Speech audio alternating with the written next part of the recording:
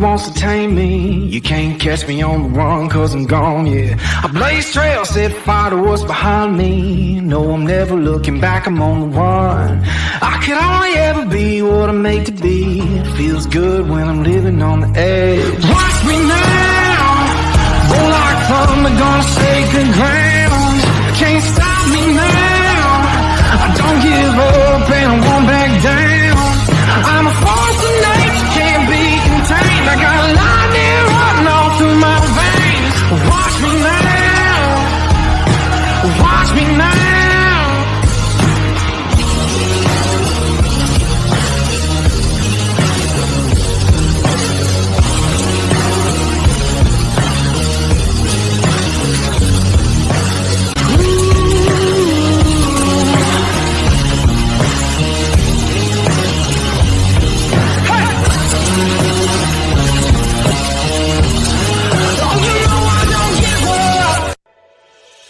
Hi, I'm Wyatt Milam. I'm from Canova, West Virginia. When I'm back home, you'll find me at my local Par-Mar store. We have that gold and blue pride at your local Par-Mar store. We are coming to your neighborhood soon. West Virginia, Kentucky, Ohio, Pennsylvania, and Maryland, we have you covered. Download the Par-Mar app and sign up for the Par-Mar rewards card. Food, gas, groceries, and more. We are gold and blue proud, and we are Par-Mar stores. If there's not a Par-Mar store near you now, there will be soon.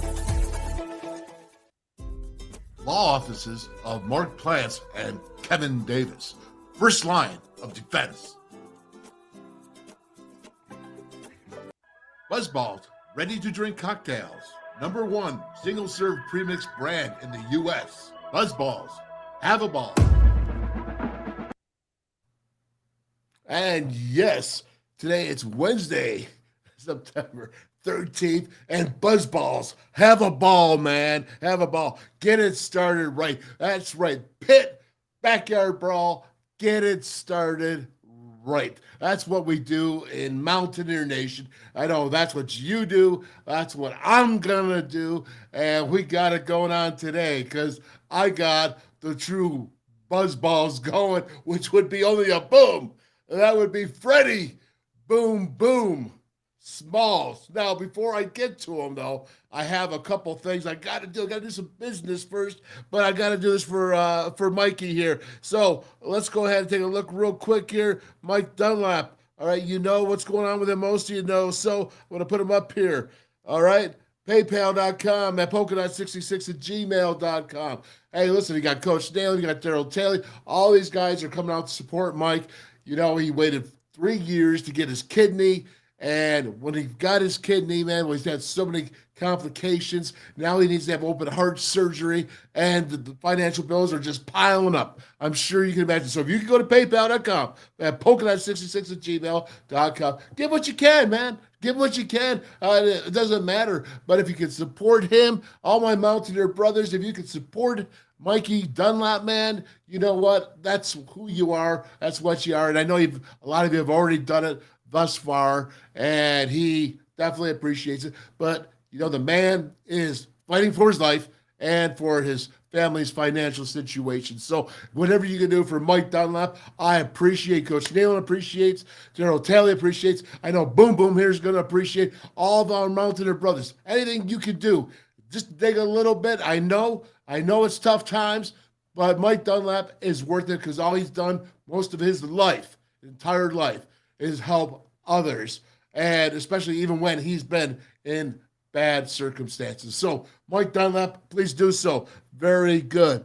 And with that being said, well, there's only one way to describe our first guest, and that is Fred Boom Boom Smalls. And I'm telling you what, he was a will linebacker. He was just incredible when he played Doug Flutie, especially that Boston College game. It stands out for years. Since 1984, it stood out. His sacks, the moment. It was the big moment. It's like what's gone down for history for 40 years. 40 years. It's been in history, 1984, whatever, 30, whatever it is. But regardless, those plays still to this day are legendary.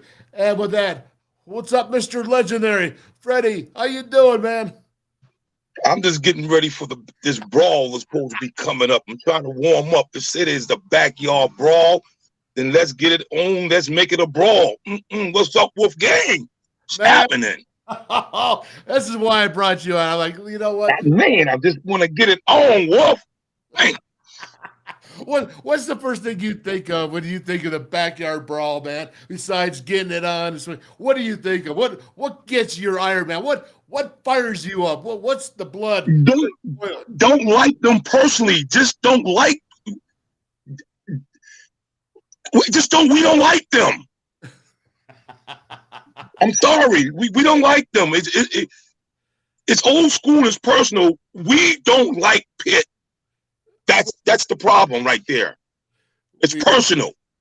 We don't like Pitt. You know what? You're darn right we don't like Pitt. And this is why I'm going to throw this up here. Boom. And we're going to see what you have to say. Now, it's all quiet. All right, because I took the volume out because this is a family show in the sense that we're not going to drop F-bombs, but there's a lot of F-bombs being dropped right here. Go ahead and watch this. You see our dude head coach, right? That's Slovis. Now, Slovis is the BYU quarterback last year. He's not even there anymore. He's not even there no more. He's not even there anymore. But this guy saying this, and you know what? Take a look at that, man. What's that about? And now we got this at the end of the game where Pitt's going ahead and pushing our guys and like just chasing them down. Like they did something other than we threw an interception at the end of the game, right? Like they did really big time to win that game. You know they didn't win that game. We gave that game to them.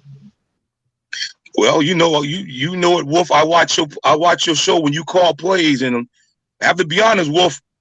A lot of times you on point, and that's what happened in that game against Pitt.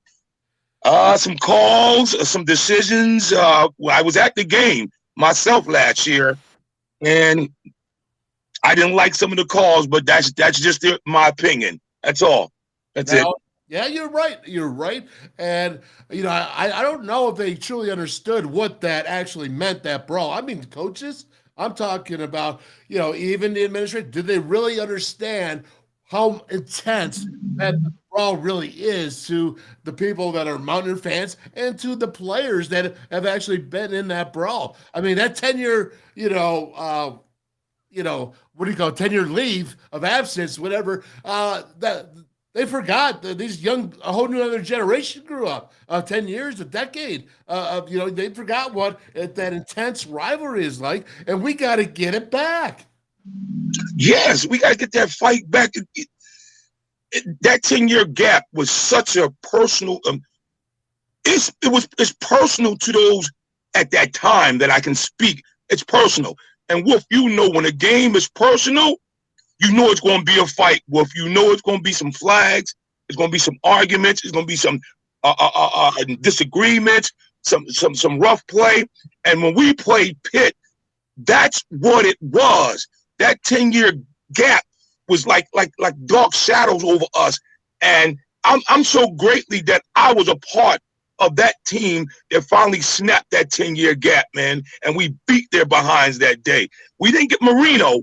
He got away from us. We didn't get the Hall of Famer. He got away, but we got the next guy behind him.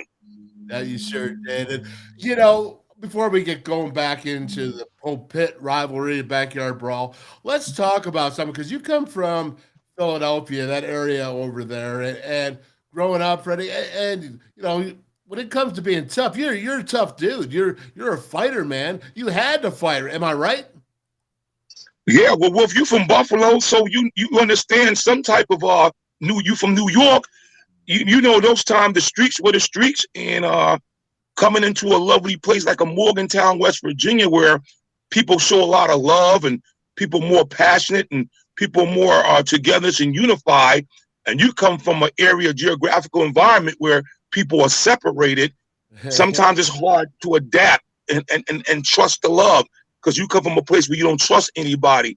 But coming to Morgantown was like the inspiration, the modification of my life, because the people in Morgantown showed me how I can just put my guard down and don't have to worry, don't have to panic, don't have to be distrustful, but they showed me love down there.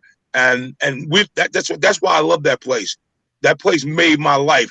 I'm what I am today because of West Virginia. I'm letting you know that, man. Well, I appreciate that, and I've actually heard you say that before, so that's why I wanted to get into this and talk about it. Freddie, like when you first got to Morgantown, and you come from the streets, you come from tough neighborhoods, right? And gangs were prevalent all throughout where you're at. How did you separate yourself? How did you go ahead? Because how many children do you have now? I mean, I know you got a lot. I have 4 kids. I have 3 in college. All right, 4 kids, 3 in college. You know, coming from your family right there, you're in college. You separated yourself. You made it at WVU. How did you go ahead and do that? Well, first of all, I got to give honor to God and Coach Nealon, because Coach Nealon was, you guys know how big he is in my life. Yep. And meeting that mentor and that father figure of someone who definitely who gave me the impartation on how to just be a man and how to make decisions, how to be accountable and responsible, and just go after your dreams and put all your heart into it. Nealon made a way where I was able to go after what I believe in and not be afraid about doing, not worry about anybody say, but, you know, Coach trusted me. And it took a while, because coming from the streets to Morgantown that time, they just didn't deal with that type of play, that type of attitude, the attributes. It just wasn't there at that time. It was, but coming from the streets of Philadelphia and coming into that environment where people was much more unified, much more seeking knowledge, getting at the education, getting at the goals. And you start to see these things, and guys telling you they love you, guys want to hug you, guys want to be with you, go out with you. It was just overwhelming. But listen to Coach Nealon to tell me that, you know, Freddie, let's not do it your way. Your way doesn't work. Let's try Don Nealon's way. And when I adopted to trying Don Nealon's way, it went the right way. No doubt, man. And you know what? But I could tell you, you know, you played with Brother Ronnie and that, and just he's talked so many good things about you. I got to hang around because I lived down here partially when my dad was ill, so I got to hang out with you guys. I mean, I was hanging out with you, hanging out with Joe's Jack. I mean, what worse people can I hang out with growing up at 12 years old? I mean, unbelievable. The best and the worst at the same time. But regardless, man, and I'm teasing because I love you all so much, and just big brothers to me. And you know, I think about the mentality, man, that Mountaineer mentality, that boom, that Gerald Talley, that Dennis Folks, you know, you can go David Grant, you can go Freddie Boom Boom Smalls, and all this toughness, and Ron Wolfley's, and your Brian Joswiaks, and, you know, your Scotty Barrows, and it changed, man, and this entering this, and even Jeff Hostetler was tough in that. Yes, he was. Yes, he was. He was tough. It was tough, and you have all that coming at you, and this mentality of being a tough, maybe not the most, I don't know, skilled team. You know, right? So I'm playing all the positions, and maybe that's not even fair because we got skilled, but at the same time, taking it to him and punching him right in the face, man. Right in the face. Right underneath that chin, man. You know what I mean? Right there every single time. Never stop. Keep coming. A heavyweight fight. Back then it was 15 rounds. It wasn't 12 rounds. Heavyweight fight, slugfest all the time. That's what we did. You didn't win every single one, but boy, you won a lot of them. But Wolf, we respected that. If we got our butts kicked, we were man enough to say, I got my butt kicked. Mm-hmm. We were man enough, we owned up to it. I always told you this, and I always tell y'all this. Ron Wolfley is what made Freddie Boom what he was, because he was the best in the Big East at kicking linebackers out. He kicks you out. And I used to have to go against Ron for years. And it finally took me till my junior year where I was able to somewhat manhandle him just a little bit and get better. That's why nobody I could say could block me in the Big East, because in practice, I went against the best who prepared me for every game, for any fullback that came my way. He was not better than Ron. But we were always man up. If you got your butt kicked, got my butt kicked, but I'm going to see you tomorrow, man. You know, I'll be back tomorrow. And it was always respect. It wasn't violent. It was it was a man child, a he-man thing where you respect that guy, man, because that guy got you ready, Wolf. He got you ready. He got you ready for the next opponent. That's what it was about, making each of us better. You know, that's so true. And I know that Ron, I'm just going to go through him, is that he said, you know, Daryl Talley made him better. Dennis Folks made him better. You know, Todd Campbell, all these guys that were just said to fight, and Todd Campbell and Scotty Barrows, that they made each other. I mean, it's just this, it just keeps going down the line and passing down the line to the guys of the late years with other Rich Rod and Bill Stewart and Dana Holgerson, and now with Neil Brown. You know, you look at your Zach Frazier's, your true standouts.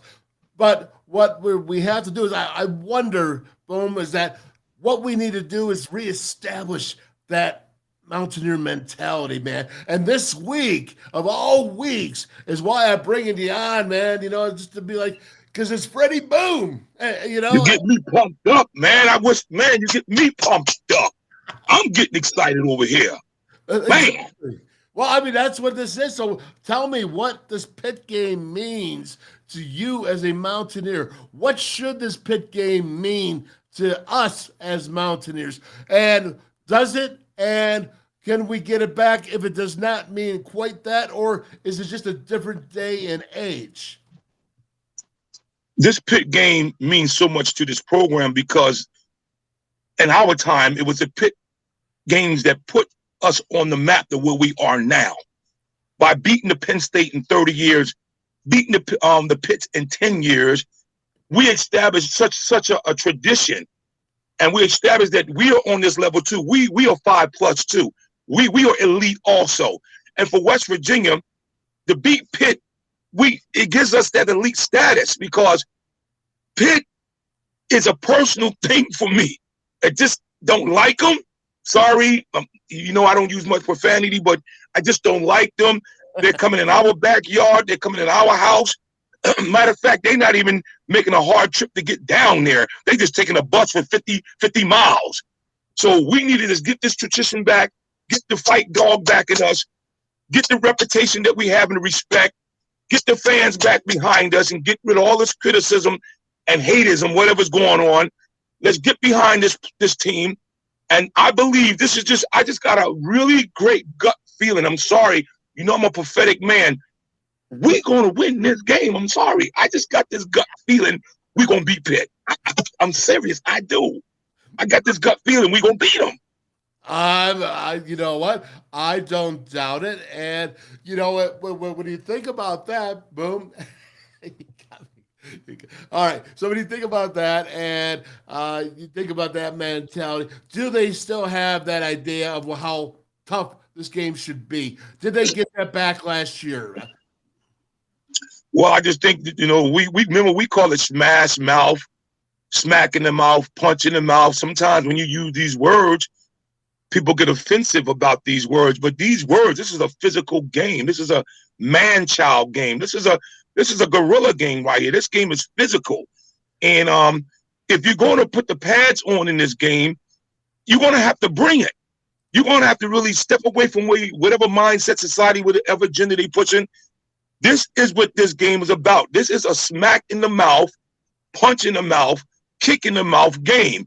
And to win this game, you have to come not just with the cognitive, but you have to come with a physicality to want to fight, Wolf. We got to learn how to fight and fight for the whole entire game. Fight, fight, fight. Sometimes it might be an extra flag, so what? But I'd rather us go out there and be the aggressor, be the tougher, bring that heat and the kitchen sink with it. No matter what goes, we're just gonna punch them right in their mouth. Don't care what nobody says. Don't care what nobody prints. Don't care what nobody. We're just gonna smack them in their mouths. We're gonna lock them in there. We're gonna chain them up, and we ain't gonna let them out till we get done with them, man. That's the mentality. You know what? That is so true. And now, guess what? The game is in Mountaineer, Morgantown, Mountaineer Field, man. What does that do to enhance the opportunities for the Mountaineers? Should they feel that? You saw on Monday in New York, where the Jets had so much emotion going on, and they just willed themselves to beat the Bills. They willed it. The stadium, the emotion, all that 911, and just all that just infusion, man. I mean, I think that's what I'm thinking about. You know, the backyard brawl. When you bring it back, and it's not the Steelers Stadium, Acrisure Stadium. It's not that. It's just Mountaineer Field, man. This is where battles have been fought and battles have been won with the Pittsburgh Panthers. Yes. You know, the thing I think about when you're getting me jitteries too when you're talking. I'm getting pumped up also. I'm ready to go. But when I look at this, Wolf, our house, Coach Newton says this is our house. Nobody comes in our house and take over our house. I know you heard this speech. I know you know where I'm going. Mm-hmm. I only lost 4 games. I only lost 4 games at West Virginia in my 4 years in Morgantown because and all those games were close games that I lost. They were just close down. But we respected that house. We respected the Hill so much. You coming in here, you're not. If you beat us, guess what? You're not gonna be able to play next week, bro, because you're gonna be in the whirlpools, the ices. You might win, but if you coming in this house, you're gonna be on ice in the whirlpool the whole week long, not able to get ready for the next game. Because we're gonna beat you down. This is our house. This is Morgantown. This is West Virginia. This is our place. We don't have a pro team. We ain't got the Eagles. We ain't got the Steelers. We ain't got the Cowboys. We got WVU, and that's respect, not just Morgantown, but the whole state is what we represent. And that's why they should get they tail smack when they come to us, man. And that is why there needs to be a revival on Saturday night to the old days of the old school of Mountaineer Nation rocking the boat, rocking the stadium, all in good ways, all in, doing the right way thing, but that intimidating way it used to be. Remember when you couldn't hear anything? Remember when it was 60,000 of deafening roars that used to reach, you used to play at 80,000 places like Penn State, and it used to match that same atmosphere, that same attitude, because we rocked the house. There you go. That was the word back in my time, Wolf. Rock the house, man. We're going to turn it out. I remember the Penn State game where they had to stop the game and tell our fans if they don't shut up, they're going to throw a flag on us. I remember that. Yeah. So we had to wave at the fans and ask our people, calm down, they're going to penalize us. Yeah. That's what we need. We need that electrifying. We need that chemistry, that synergy, that energy, where we just going to go buck wild because this is our house in a good way, Wolf, but just do it like for the love of the blue and gold. Do it for the blue and gold. Do it for the representation of what we represent. And that's our house. No matter who comes in there, you're going to get your butts kicked. And we'll just deal with everything else later. That's it. That's the attitude. That's it for me. I deal with the consequences later. But we're going to smack you down while you're here.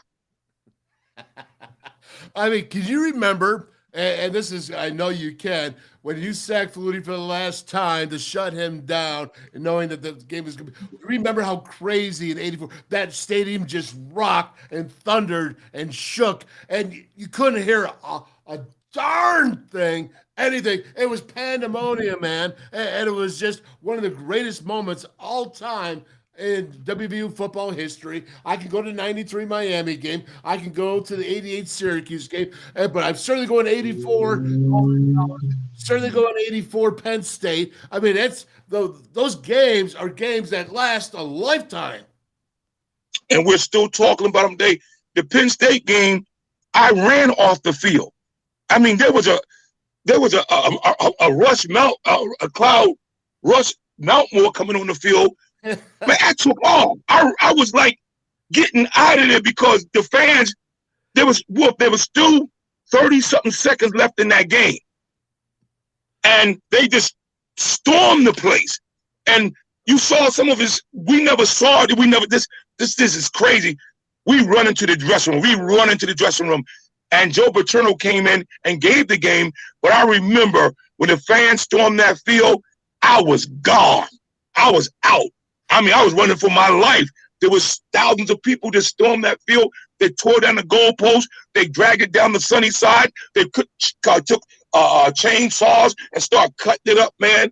You talking about like a frenzy of love? And I sat and watched this, and I didn't understand it because I was from Pennsylvania.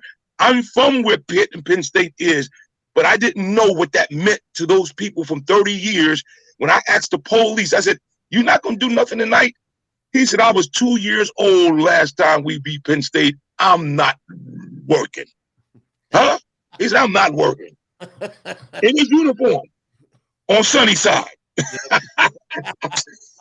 Fires everywhere, man. People rolling in the fire plugs.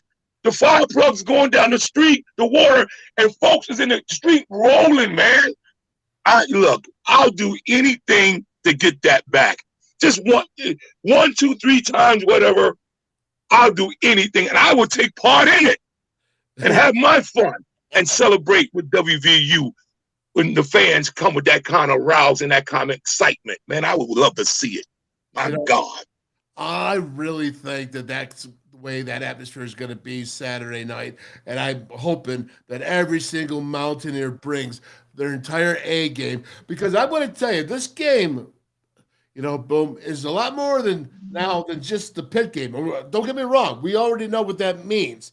But this game is set up for the rest of the season for this team to be successful. This game is huge, and for this Mountaineer team to gain confidence. They are a fairly young team. All right, and to go ahead, they already battled Penn State. Okay, they rose to the moment. They battled. They lost, but they battled.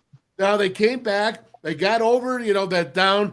Getting over that whole thing with Penn State, coming out a little bit sluggish, but then they picked it up to what they should have done, but did what they need to do offensively, defensively, special teams. But now you got to come over. This is the man up time. This is the West Virginia up time. This is the time for the rest of the season, because you're heading into Big 12 competition after this. There's nothing else. You have to be ready. You have to regain that respect, because we're all there right now wanting this respect to be back, not to be called 14th in the Big 12 out of 14, not to be laughed at when said, do they have a shot against Penn State? This is the opportunity for this team, and they've showed their chops. So what do they got? They got to go win this game, man, and this is really important for the rest of the season. Yeah, this game is a trend setter, and it's a shifter. Because when I mean that, when winning this game, it will shift the mind mentality of this play. It will bring so much passion back to this place. And I feel that that's what we lack. We lack that passion we had back then. People think a fight is aggressive. A fight is passion, is love. It's something that you love doing. This game is a trendsetter. And is a shifter. We win this game, it would definitely have an impact on the rest of this season. And I believe that this will resurrect the mindsets, help these boys come up with some confidence, build some passion in these guys, and then and build faith. And they have faith that they can believe that they can win no matter what. This is a seasonal game, Wolf. Mm-hmm. It's a season that it will set this season. I guarantee you that. And if you go ahead and you look back at the way they fought hard against the Panthers last year, but they came up short, and the season came up short, you got to wonder if that played into it, because they started out very strong in that game, and they just it was a mishap. But regardless, you got to wonder somewhere down the line, did it go wrong? And think about Saturday, that this game, if you go ahead, you win this game, you say, man, we just kicked the Panthers' can. Now we're heading into the Big 12. That gives you a whole different outlook. That gives you a whole different respect around. This is national TV once again. National TV once again. They didn't lose the respect in Penn State. They did not lose it. So now they got a chance to build upon that respect, but they're not going to build respect by losing. I don't care what you say against the Panthers. They just lost to Cincinnati. You're not going to build respect. You have to show out, but you got to win out. All right? Just no moral victories here, man. This has got to be a victory. You got to find some way to make it happen, to claw, to fight, to just win, man. You just got to win, and that's where Neil Brown's at his career. He just needs to win, whatever it takes. Absolutely, positively, I agree. And I concur exactly what you just said. Look, everything's in our favor this week, Wolf. Look, we're on television. We're home. We're home. Yeah. We've got our team and we got our fans, Wolf. It's all in our favor. But can we bring the pit bull and the Rottweiler inside of us? Can we bring that pit bull Rottweiler out while we have all these advantages and not get complacent and too relaxed and just come out as fighters and smack them early. Take their heart early. Early. I would tell them if we're going to get them early. It's not going to prolong like Duquesne and we wait in Penn State. We waiting down. No, we're going to kick them in their rear ends early. We taking no prisoners. We're going to scratch. We're going to fight. We're going to claw. We're going to bite. We're going to punch. We're going to kick. And we're gonna smack them early. We're gonna jump on top of them quickly. How we say it in the streets, we're gonna take their hearts, man. That's me, man. That's the way I come to this kind of game. This the way I'm coming. I come to this game just like that. I'm gonna take your heart. All right, but last thing, give me your best Pitt Panther backyard brawl story. Well, it was a losing game that I wanted to beat Dan Marino so badly. I mean, and we had him. We had them 13-0 going into the fourth quarter. And we had the ball. And I asked Bill Legg, was he at the center, but I think he said it was Dave Johnson. We fumble the ball. Pitts gets the ball. Marino, we had him all game, busting him up all game. Couldn't complete a pass. He throws a touchdown to Julius Dawkins. Now it's 13-7. For some reason, they got the ball back. He hits Dwight Collins, and they beat us 14-13. God, in the last minutes. I remember that. Oh, I remember. Oh, that sucked. You know what, though? We've done it so many other times. You guys did it, and you took advantage, and you beat them. You know, boom, I'm going to say this. You know, Mike Rounds here says, I don't think, here, let me put it back up here for you. He says, just out of respect to you, I don't think that Neil Brown can get this team fired up. He needs Boom Boom to fire this team up before this game. Hey, I'm going to tell you right now, anyone that wants to get to Neil Brown, say, listen, Boom Boom will come down and he will talk to the team anytime you want before a game and tell them about the Mountaineer way, Mountaineer mentality, and deliver the boom. Rich Rod did it. Rich Rod brought me in the Temple game. He brought me in the Rucker. Rich Rod brought me in to get him fired up. And guess what? We kicked butt both games. Oh my! Matter of fact, Pat White went out and threw for about 400 yards against Ruckus. Oh my gosh! You know what? I was gonna have you answer some questions about the game. We're going to do it. You're going to drop the microphone and do a walk-off on that because that's the way to leave it. That was fantastic. This is the best half hour I've had in a long time, man, talking about WVU football. Boom, you always bring it, man. I appreciate you. Thank you so much for coming on today. Wolf, thank you, man. You know my love for you and your family, Craig and Ron. You know how much I love you guys. You know that, man. Much love, and thank you for having me, man. Oh, it's right back at you to your family, and God bless them all, man. And God bless. Hey, thank you for your service, brother. Thank you for your service. And thank you, guys, and hope to see you guys down there. Yep, absolutely. All right, thank you. See you, boom. All right, Wolf. Be blessed. God bless. Thank you. Thank you. Oh my gosh, see, that's what I'm talking about. You wonder where I get my passion from. You know, I had mentors like that That's what I grew up watching. Ronnie came in 1981. Pony Boy, my brother, came in 1981. He learned from Daryl Talley's, Dennis Folks's, and your Todd Campbell's, and all those guys. He learned from them, and then he passed it on to guys like Boom, and and when Jozak was there with them, and Barrows, and Oliver Luck to Jeff Hostetler, to all the way down the line, and it just kept going and going. And I think somewhere along this way here, we got to get back to who we are. As I keep saying all summer long, I kept saying we got to be blue collar. We gotta have passion. Well, Boom is the one who's saying he's missing the passion. I remember when somebody would say Mountaineers are going down here bad here, do this, rated bad. Mountaineer Nation would stand up and fight like dogs. Like dogs, man. The Mountaineer Nation would fight and defend their team and come out with 14th and people are that's what we're missing. That's what we have to reinstall. A great opportunity to go ahead and reinstall that Mountaineer passion, that Mountaineer mentality, that I'm gonna go balls to the wall all game long, whether you're a fan, a player, whatever it is, that Mountaineer passion and fire and just annihilation of your opponents, whether it be mine or physical or your soul, whatever it is. This will be a great opportunity for Mountaineers to find it, rekindle it at the Pitt, the backyard brawl, because that's what this team needs. That's what this team is lacking.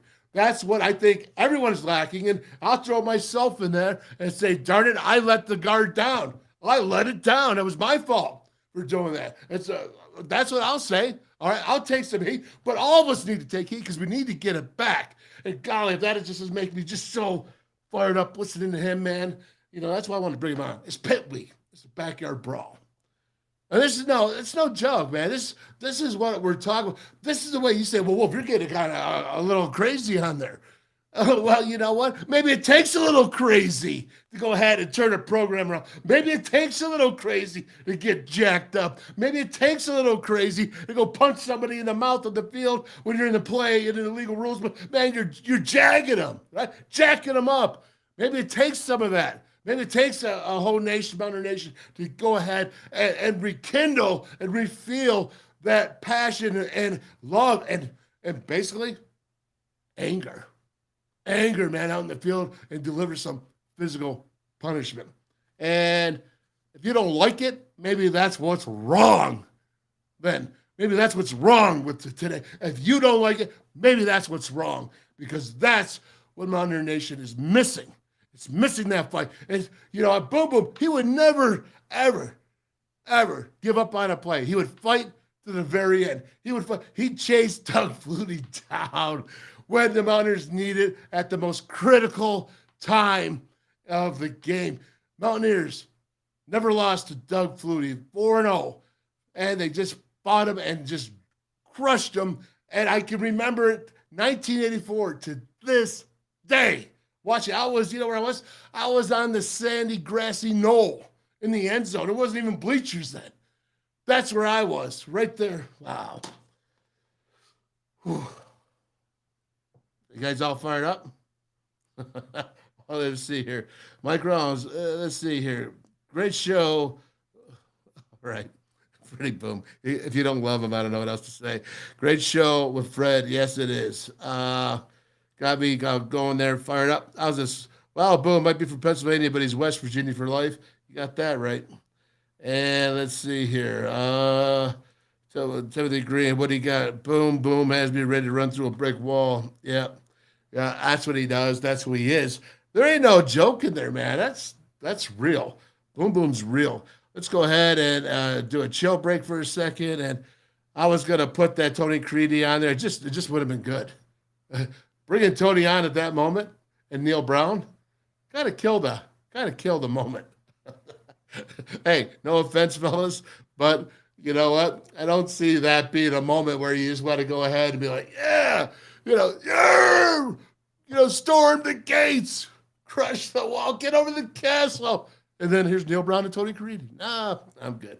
All right, so let's go ahead and let's get to Abby, who's WVU gymnast from Pittsburgh. And, of course, she's with Parmar Stores. And we appreciate her name, image, and likeness, Parmar Stores. Hi, I'm Abby Pearson from Pittsburgh, Pennsylvania, and when I'm back home, you will find me at my local Parmar store. We had that gold and blue pride at your local Parmar store. We are coming to your neighborhood soon. West Virginia, Kentucky, Ohio, Pennsylvania, and Maryland, we have you covered. Download the Parmar app and sign up for the Parmar Rewards Card. Food, gas, groceries, and more, we are gold and blue proud, and we are Parmar Stores. If there's not a Parmar store near you now, there will be soon. Yes, and don't forget as well, you have the Mark Plants, former fullback for the Mountaineers, law offices, Kevin Davis, law offices together, their team, first line of defense right there in Charleston and the surrounding area. You have any issues, you go to Plancy there, man, and Davis, because that's who you want defending you, first line of defense. And then you have Buzz Balls, right? Have a ball, start your party off with a ball. I made up my own line. I thought the tagline was start your party off with a ball. Well, that's Buzz Balls, and I think it kind of works anyway. So very good. Let's do this here. Let's do a little bit more business. I'll tell you what, I'm like just jacked. I don't know about you guys, but Freddie definitely got me going there, man. And all right, so tomorrow, starting off in Moundsville, Thursday, September 14th, you're going to have the Band of Brothers, the book by Frank Fear, Band of Brothers, Then and Now, 66 through 70 guys. They have a signing in Moundsville Thursday at the Co-op on 11th Street. All right, if you're familiar with Moundsville, you'll know what that means, I'm sure. And then on Friday, they have it September 15th at the Barnes & Noble right there. Wow, that's right up on University Town Center, 2814. So Band of Brothers is a book signing. It's a big deal. The book is incredible. The book is fantastic. My copy's right around here somewhere. I'm not sure what I did with it, but I have a copy. Love the book. Love the stories, man. It's true Mountaineer stories. And you know, and it's before the Don Nalen era. So for all you youngins that thought Rich Rod started or thought that, you know, Coach Stu started or Dana Holgerson started or even Neil Brown. No, this goes back to before Coach Neal. This goes back to Coach Bowden. And, you know, you have Signetti, all those guys that were in there. So, this goes back to the history, but it's the same mentality these guys had. They grew up there, you know, guys that just worked hard. They fought hard. They fought with passion, and that's what you have to do to go ahead and do that. So let's go again. Let's see what else we got to do here. Coming up here, let's check into this bit. Let's see here. Cover 2 data. There we go. Now, I have Jeff Davies is going to come in on this cover 2 data, and he's going to go ahead and jump in this. But I want to show you this. This is what comes out weekly, and it's Substack. It's this publishing form, and I'll show it to you how you go ahead and sign up with this. Let's just go ahead and let's get this going back here. There you go. We'll pause that right there. Right on. All right, here we go. So, well, this is what comes out every week, and it's so cool because I have this a weekly summary, and I'm going to bring out tomorrow is the summary of after the Duquesne game. It came up and it summarized everything for me that I just needed to know, all the stats, all the information, everything I wanted to put together for my thinking of how to actually, or what came out of it. Penn State did the same thing, Duquesne. And now the pregame is up here for Pitt and West Virginia. And when I look at it, so you come out, this is the first thing it has. It tells you about capacity, 60,000, the stadium. You know, Pitt's obviously ACC, Mountaineer records, Pitt's record. They're 1-1. They lost to Cincinnati. And then we go ahead and let me see, fit this in here. There we go, right there. Next page. Okay, now look at this. Now this is not intended for betting, no lie. This is your call. If you want to bet, you can. But West Virginia is getting +1. Over under is 50. The money line 105.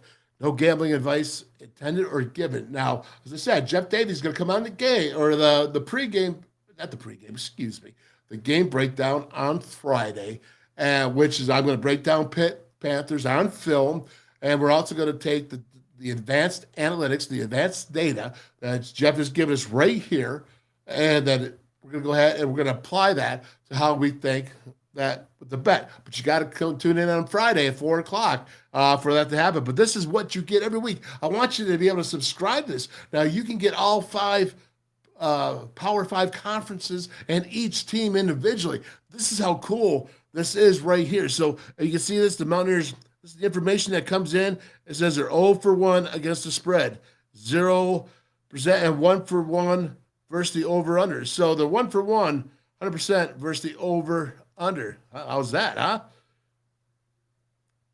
And move that. Okay, so that's what the Mountaineers are. Now, so yards per game and statistical averages. West Virginia, you can see yards per game, 2 games, 464. Penn State, Duquesne, equaling out, 308 Penn State, over 600 there with the Mountaineers against Duquesne. But Pitt, they went Wofford, so they had a team that was FCS as well, and then went with Cincinnati. So they lost 27-21 that game.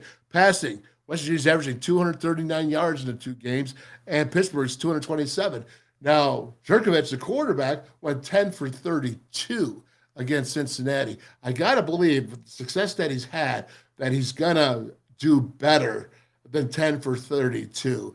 And if our coverage in the secondary doesn't get better, well, then I think that's definitely is going to. Rushing now, 225 to 150. To me, all right, that is a distinct advantage. Okay, that offensive line that's been we're talking about since the beginning of the year, before the beginning of the year, is truly there for the rushing department. And we have running backs, C.J. Donaldson to watch out, Jalen Anderson, right? And then Justin Johnson Jr., Triple J, he hasn't even gotten started yet, a little banged up. And then here comes Jaheim White, right? Okay.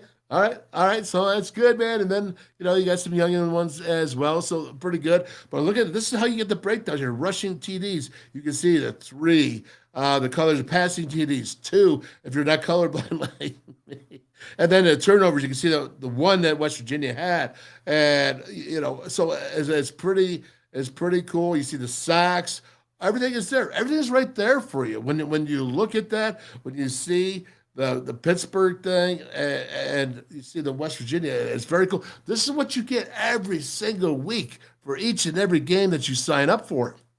And we'll move on to here. Now, this is the advanced stats, and you can see the plays, 136 on offense, 103. So it's breaking it right down. How many drives? 22 drives. This is free now. This is free service, all right? So you want to know what's going on in the games. You want to know what's going on in the conferences, because it comes out with conferences stuff and games. It comes out for teams and individuals.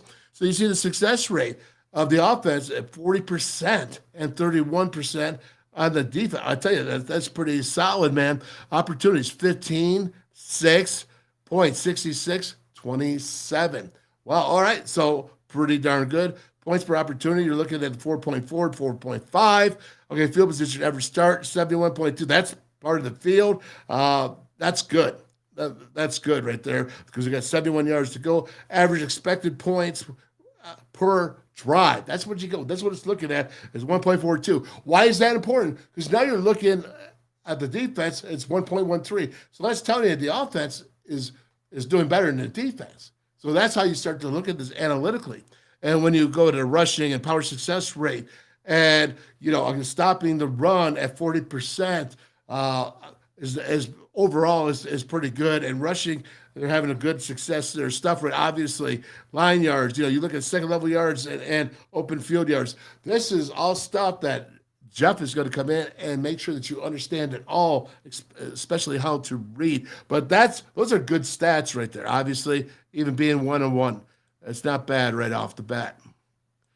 And if you come ahead and you move to this, and it goes through all of you see your passing down success rate, your defensive habit. Oh, look at that. Defensive habit, 16 and 16, front 7. Now, the front 7 here, West Virginia, 9.6, Pitt, 12.6. So the front seven, where's it coming from? It's coming from what? The defensive line, right? So you can see that, and the havoc rate, which is their interceptions and sacks and pressures and turnovers. That's what you're looking at. So again, where are they being productive? You got to look at this. The numbers tell you, all right there, front seven, 9.6 to 12.6, right? Definitely an advantage there. We're knowing what's their strength. So when you look at all these analytics, you break it down and say, all right, well, we know West Virginia's strength is the run offensive line. We know that. So we're going against the front seven. That's how you weigh this out and look at it, compare it. So then you look at the standard downs, success rate, passing down success rate. I mean, it breaks it down here so you can understand this. This is really cool. So you can see that, and we'll keep going on. And I don't want to get stale here with this, so I want to just keep this moving. And when you look at this, you got West Virginia, this week matchup versus Pittsburgh. You should read up top, West Virginia, Pittsburgh. Rush rate 59.5 and 46.3. There's a difference right there, right?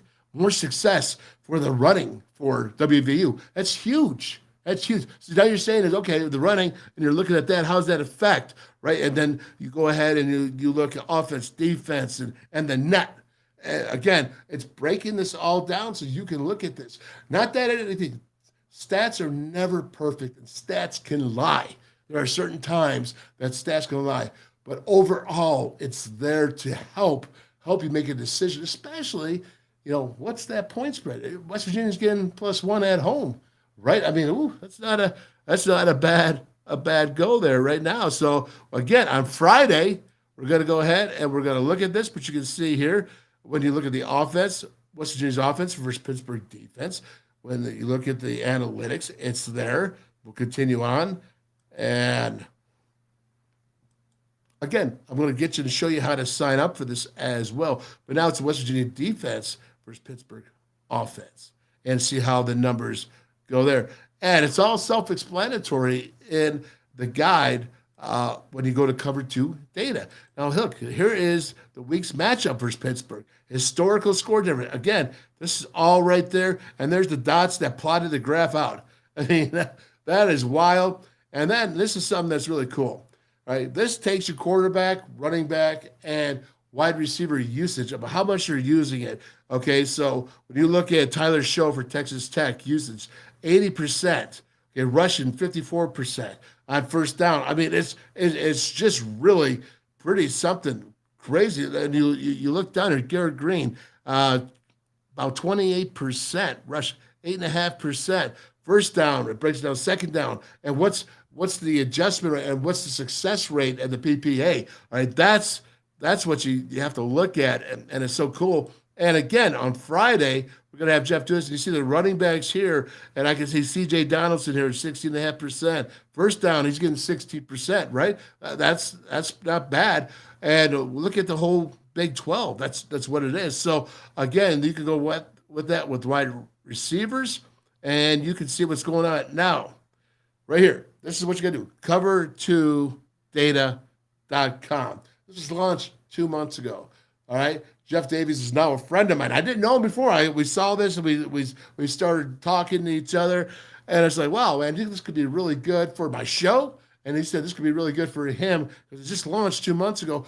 This is just happening. This is cutting edge. But you got to go to cover2data.com, and it says type your email. You got to subscribe with your email, and you can sign up for any Power 5 team or any Power 5 conference, and you get the one-page betters. You get there's so much you get. We'll be talking about on Friday, but I want you to see this because it's really, really pretty awesome. If I say so myself. All right, so let's go ahead and we'll get out of there. What do you got here? Let's see. I feel good about this, Kelsey. She's gonna feel good about this weekend. All right, Kelsey, that's pretty cool. Let's see. Oh, there comes my mother. Great motivational mindset for the Mountaineers and Mountaineer Nation. Go Mountaineers. Well, my mom, I'll tell you what, don't let that 86 years fool you now. She's a tough cookie. There's no doubt about it. Very good. So let's go ahead and keep on moving here. And what do we have next? And I know what we have next. And what we have next, this is something I have to do this. All right.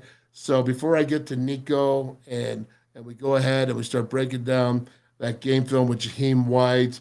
And I even got some Garrett Green because I wanted a couple things I missed on Garrett Green, the film I wanted to show because I thought he did some really, really cool things. And, this kind of goes with what's being said right here with, what we said at the beginning here with the passion that Mountaineers are having and maybe miss a little bit now. And I know people are saying, "Oh, Wolf, you think Deion's?" I think Deion's the greatest thing going on in college football right now. I think he makes the most excitement. He's already saved Colorado going into the Big 12. He's already saved the relevancy of keeping them in. And if you say that he is not, well, then you're absolutely nuts. Because Colorado was 1-11 last year, haven't been to a bowl game in over 10 years. And I don't know when's the last time they had a winning season. So when you look at Colorado, the Buffs, and what Deion has done, this is cool. But I'm going to point this out. This is what gets young people believing. Remember, it's easy for Deion to recruit. For what reason? Because they believe that he knows how to get them to the NFL.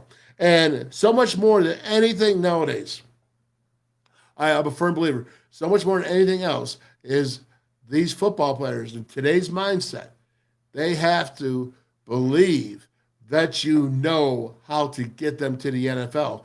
And you say, "Oh, man, Wolf, well, that's not good for West Virginia, right? Because they haven't put anybody in there." Well, no.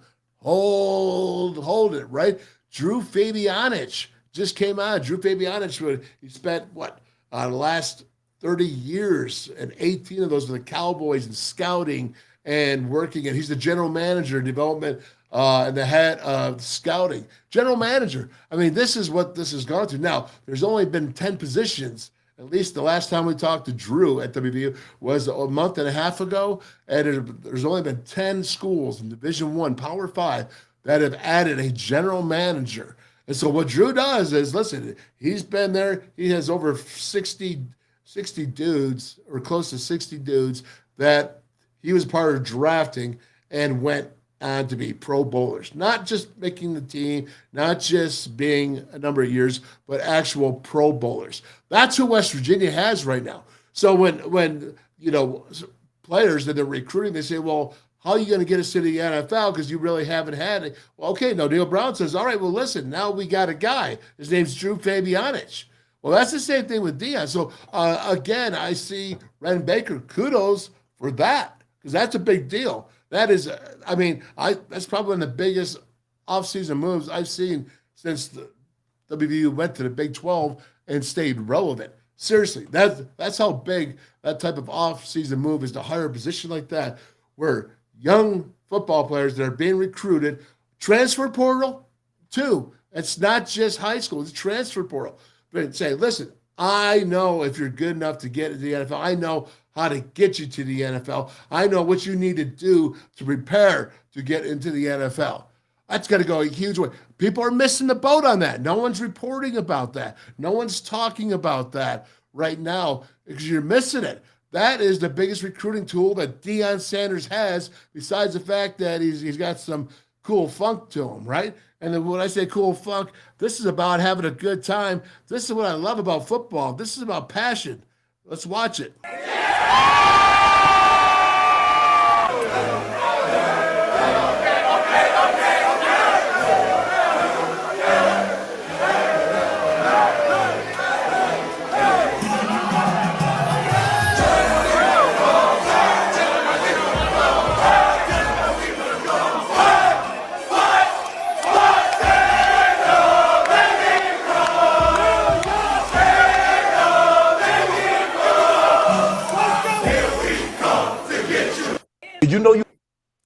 Whoa.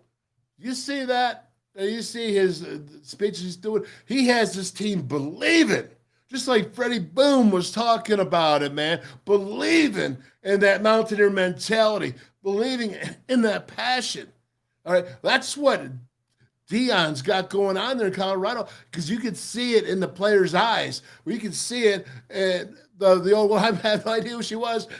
She's got to be someone important. because she's in the locker room dancing with Dion. I'm probably missing the boat on that story, but I think it's fantastic, right? But again, it's about that exciting time. It's West Virginia. It's West Virginia, the pride of every Mountaineer. Come on, you old grads, join with us young lads. For West Virginia, now we cheer. Rah, rah, rah. It's time, boys.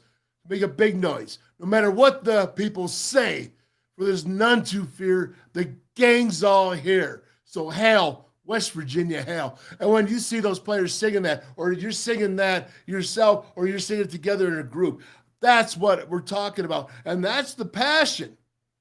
That's the passion that this football program needs to have. The passion that the basketball program, the passion of all sports, and the passion of athletics, WVU. That's what we used to be. That, Mr. Ren Baker, is who we are. That is our soul. And that is what you see what Dion is doing. He's transforming that. That is the human spirit coming together and fighting and believing not only in Coach Deion Sanders and in his coaching staff and the administration, everybody together, but believing in each other, believing in yourself, but believing in your teammates. That is passion. That's fun. Football's fun. When you sing that, when we used to sing that fight, we sang that fight song. We didn't sing it after we lost. We didn't sing that in the locker room. We sang it when we won.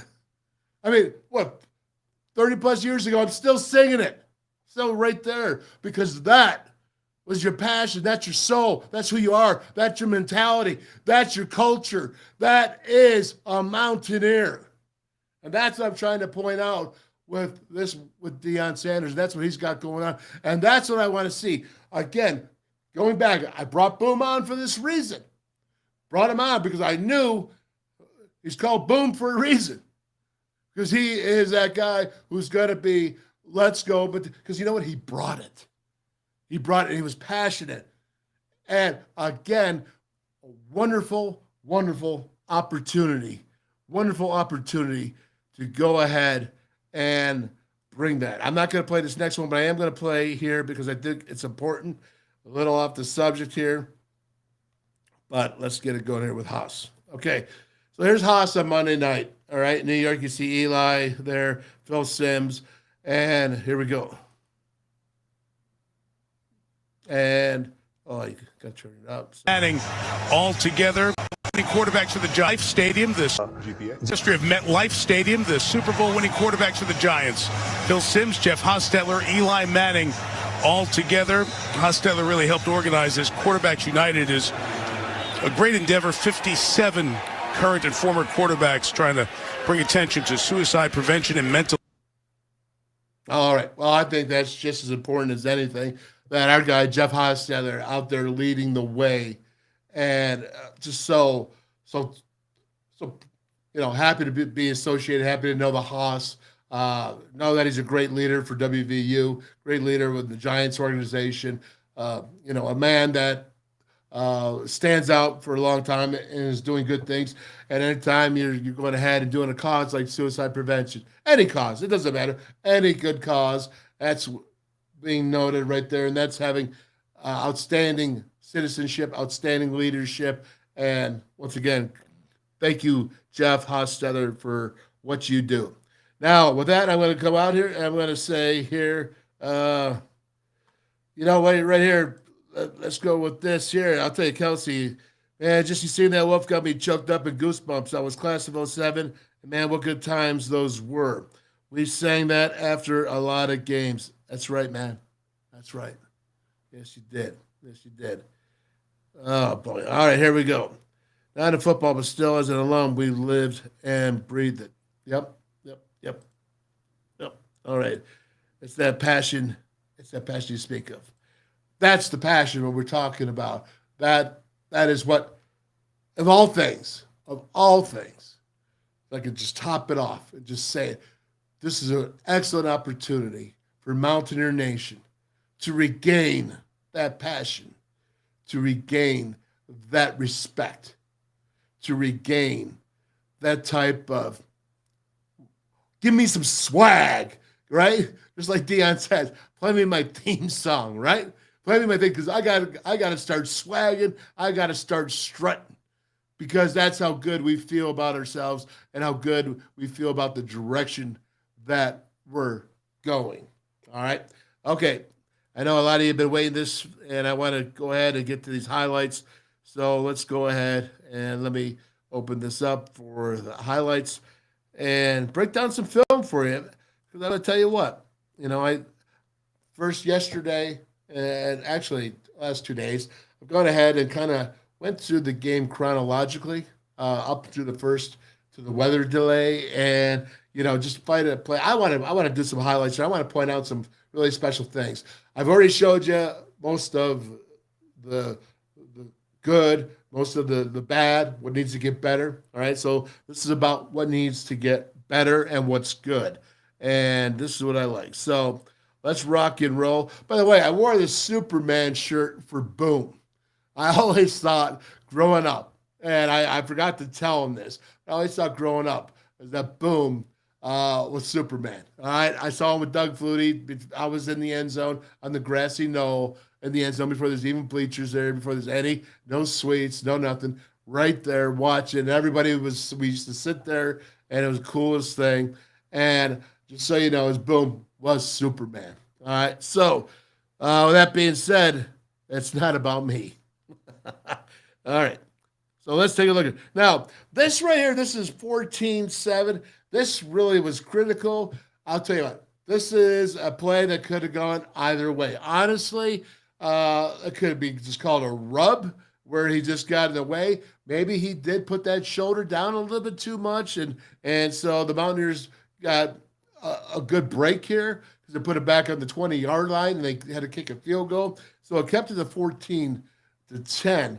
But again, as I want to show you this and take a look for what you see here, I think he would have been open anyways.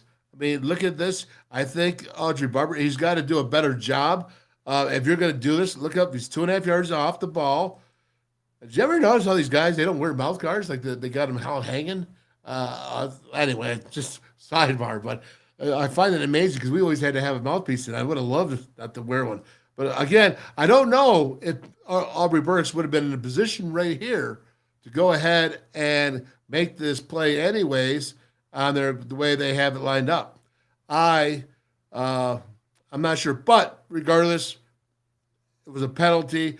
I do think it's worth noting, though, that you got to jump that. If you're going to go tighter, you got to jump tighter, and I think you got to react a little bit sooner. Now, so I've been really tough, tweeting out there, soft coverage, and rightfully so, in my opinion. And I'm not going to take that back. Rightfully so.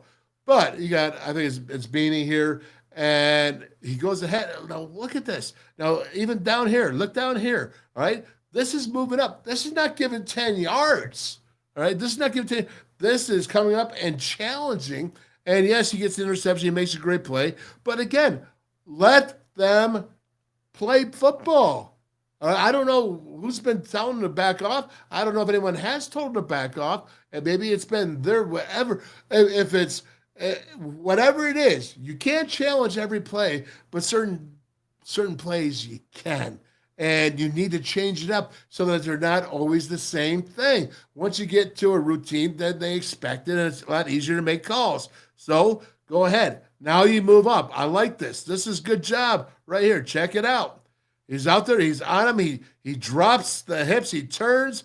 And now he's going to make an incredible catch, which I have no idea if he knew where the ball was or not. But it doesn't really matter because he reacted to it and he made the catch. Well, look at him right there. He's fine. What would you be so afraid of on this wide receiver, even though he could run? Because you know what?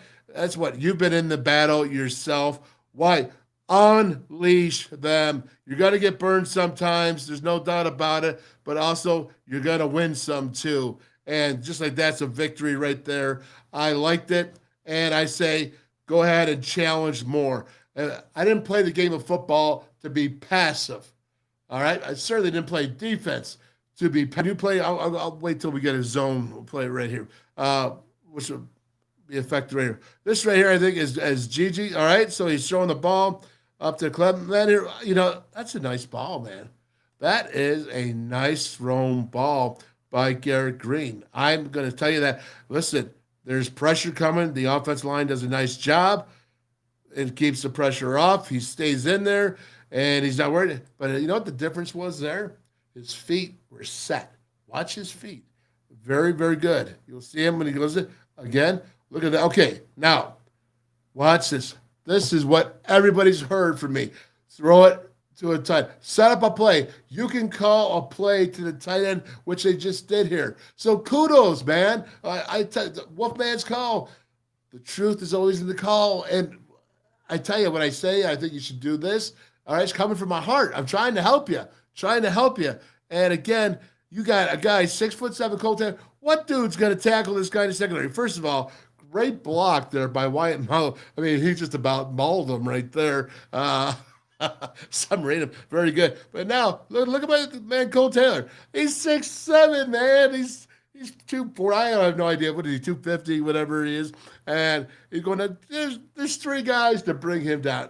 Not gonna bring him down. He's got great range. He's gonna be a stud. I'm telling you what. Right now, I'm saying this. Neil Brown, man. And I would target him 10 times a game. I would target him. It's gonna help your quarterback. You can see him a lot better at 6'7" and long arms. You can see him a lot better. If you call plays to him, that's cool. And if you go ahead and you give him to be the first read, that's really cool as well. Just like you did when you go trips to one side with the three receivers, and then you put that tight end either in line, right there at the end of line, and just go and basically vertical. You saw with Garrett Green so far. You've seen it with Nicco Marchiol in this game. But go ahead, feature him. I would target him 10 times minimum a game because he's as good as you got. As good as you got. Again, but set the play up. You get good blocking out in front of you, and I get one a little bit long on my tangent there. I apologize, but I'm that dead serious, man. Go ahead. Just like Freddie Boom says, I'm telling you, I see this stuff. It just comes, man, because of all my years of studying, and this dude is exceptional. He should be touching the ball 10 times a game in your offense. He's that difference. He's a difference maker. And it doesn't matter if he's a tight end. I mean, look at Travis Kelce. I mean, again, it's when you get your best players on offense to touch the ball. If some players are developing and they're not quite there yet, I understand you got to build that. You got to work with them. Everything is relative. But right now, who do you got? How many guys drop balls on Saturday night? How many times do wide receivers drop balls? All right, it was way too many. Neil Brown acknowledged it, said that he dealt with it. Well, I'll tell you, who hasn't dropped balls? Is that dude right there. And you know what? And he's not going to. And I'm not going to knock on wood or any of that superstitious crap because he's a dude. He's a player. He's a baller. All right, so that's what I'm talking about. All right, and you go ahead, you put him in there, and you see, again, here he is now, but now he's blocking Cole Taylor, right? I love the fact he was in there going into the fourth quarter. Cole Taylor was still in there, I think, when I was watching it. But again, he blocks it up. Look at that. All right, again, you know what? I think the defender got his hand on the ball here, but I still think it was a catchable ball. I like this. This is his first read. I know he's going deep, but look at his feet. He's not feeling pressure. He feels comfortable. And he delivers. It was a nice thrown ball. So kudos to Garrett Green. And again, it might have been a great play here by the defensive back and got his hands in on that. But let's watch here. I'm circling here. I think I'm circling for big Mr. Lockhart right here. All right. There you go. Look at this guy go. All right. Now listen. There's nobody that was down on him like I was last year. All right, not down like I didn't like him. No, of course not. He's a brother, but down on him because I saw physical ability from him. But I saw a lot of shape. Maybe it's one word. Maybe it's not laziness. Maybe it's just being out of shape because of the transfer and whatever happened going on in his life. But he was too big. He was not as strong. Well, this last offseason, Mike Joseph and staff did something with Mike Lockhart. And Mike Lockhart, it's not just Mike Joseph. Mike Lockhart had to have made a commitment because this is not the same guy.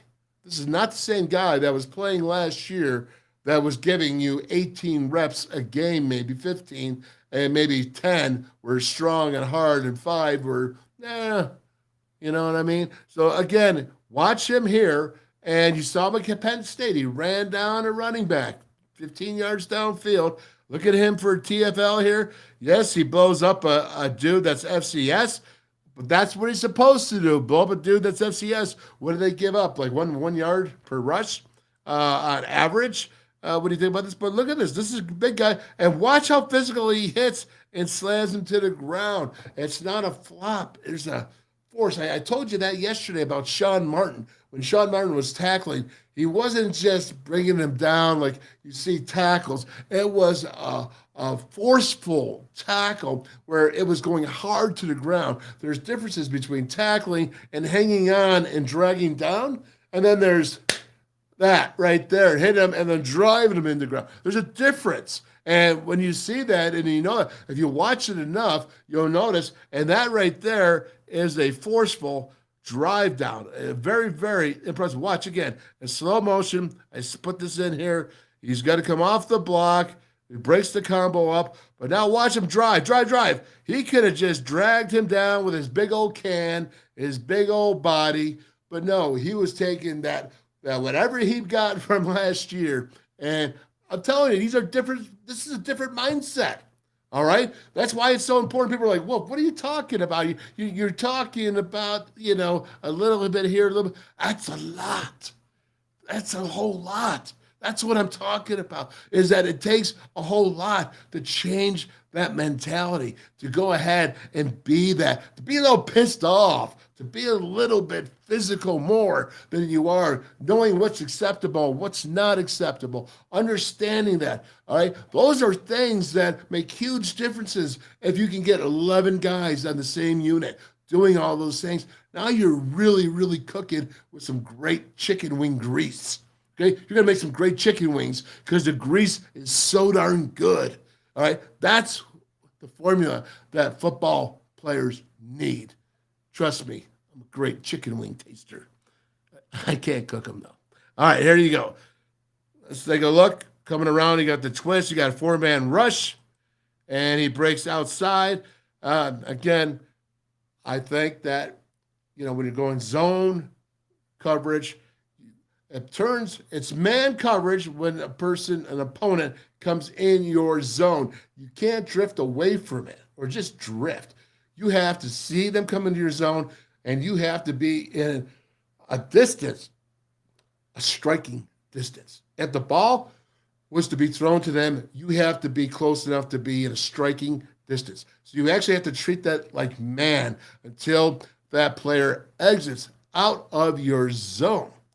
But again now, when we're just saying this, it's not just so black and white as to say, all right, he comes in behind, I got a man, I'm on him like this. No, you got to understand what's coming here. You got to have field vision as well. So there's a difference between jumping on here and then another coming up this way, right? Someone's coming here, opponent. You can't just go run to the very edge of your zone there. You have to stay, and you have to, all right? So there is a swing. There is decision-making in that, okay? There is a feel for that. It's not just black and white on man coverage, but you have to treat it as man mentally in your mind to be aware who's in your zone, who's coming in your zone, who's threatening your zone, all right? Because you have to go. Sometimes there's only one dude in your whole side of the field into the boundary. Sometimes. And you have to realize that that's the only guy that's a threat. And you have to say, so again, playing DB is not easy. If it was easy, I'd be playing it, right? Yeah, wrong, because that'd be way too slow. But again, I think you're starting to understand is that you have to have common sense. You have to apply it, but you also have to be very aware of your surroundings, of your zone surroundings, and who's threatening your zone surroundings. Okay, that's how you teach zone coverage and how to defend it. Right here, I feel like they drift. I will say that I do feel overall tackling is improved tremendously to this point. I'm not saying they're there yet. I'm not saying it's done. I'm not saying they've arrived. I'm saying is I like where they are right now. So Dante, right, I called you out about it. And I said, or not called you, I questioned you about it. And so far, so I'm a man of my word. And it's all about the truth. So there you go, Dante. Congratulations so far, man. All right. And also here, I forgot about this. I wanted to go with Big Mike again. I forgot. So let's take it back. All right. Well, let's see what it did now. Did I screw up here? Yeah, we did. So we got it one more time. You can watch it here. And you can watch him throw it down. Very good. All right. I'm glad you saw that. But again, now watch this. All right. So we all know he's coming through. We all know the receiver gets the ball.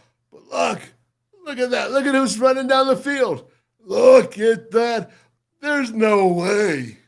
He didn't stop before he stops before that 20-yard line right there. There's no way that last year. No way. All right. I say big kudos to the big man. He's coming off the pressure. He wants to play football. He wants those reps. Look at him running. He's getting there. He's a little skinny cat. There's no doubt, but he's dog. He's gonna call it like he sees it, man, and go dog face on it, and he's gonna get it done eventually. Because you know what happens? Guess what else happens? There he is. You see him, man. He would have never chased us down. But guess what? What happens? The next play was that rub interference, offensive interference. So they went back to 20. They didn't get the 7 points out of this. This is a huge effort. This paid dividends down there by all of them chasing down there. But again, I'm just showing off big man right now. Big man's rocking and rolling, and big man's moving. Gotta dig it, man. Gotta dig it. Hey, give credit where credit is due. All right, so what do we got here? It looks like you got trips down here at the bottom. Look at this. They're playing tight coverage. Remember when I showed you of the game last year, Oklahoma State, when they were given 10 yards inside the 10-yard line, and they were backed up to the goal line, from the 10. I mean, it was crazy, right? Well, all right, you're challenging here. You're challenging. You're coming through. That's the same play I did you before. All right, never mind. I got going there, fired up, and we'll go ahead and we'll skip that. Here we go. See Nicco here. And he steps up and pops. All right. This is what I like about Nicco. Okay. He's a youngin'. He's just a pup. All right. He's a pup, and he's Gatorade Player of the Year in Arizona for a reason. He's got great leadership skills. We all saw the great comeback. You want that guy in your foxhole. Like I said, whenever he plays, it doesn't matter. Garrett Green, whenever he plays, I'm behind Garrett Green. And Nicco, it's fun to watch Nicco young. I'm starting up because he's got so much ability. But watch when he steps up in the pocket. It's just as simple as this.